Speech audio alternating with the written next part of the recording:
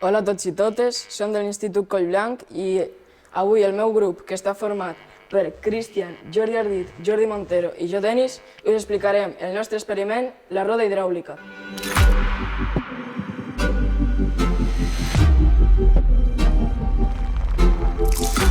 Aquí tenim la roda. L'aigua, a l'impactar sobre la roda, fa que aquesta giri. I al girar genera una energia que en l'àmbit científic l'anomenem energia cinètica rotacional. Tenim l'energia cinètica, que és provocada per qualsevol moviment, i l'energia cinètica rotacional, que és provocada per qualsevol moviment en forma circular.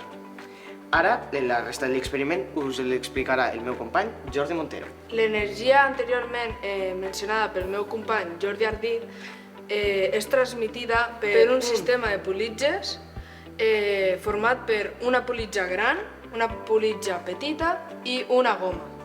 A través d'una politja gran transmetim l'energia cinètica a una més petita, la qual cosa fa que la velocitat augmenti.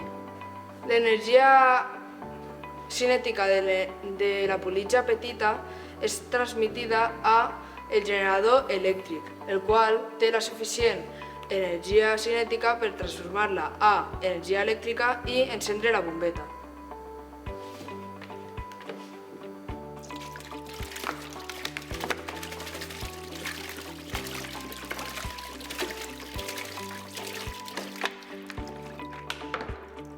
El nostre experiment és un exemple d'una energia renovable, és a dir, que és infinita i es pot utilitzar cada vegada que vulguem.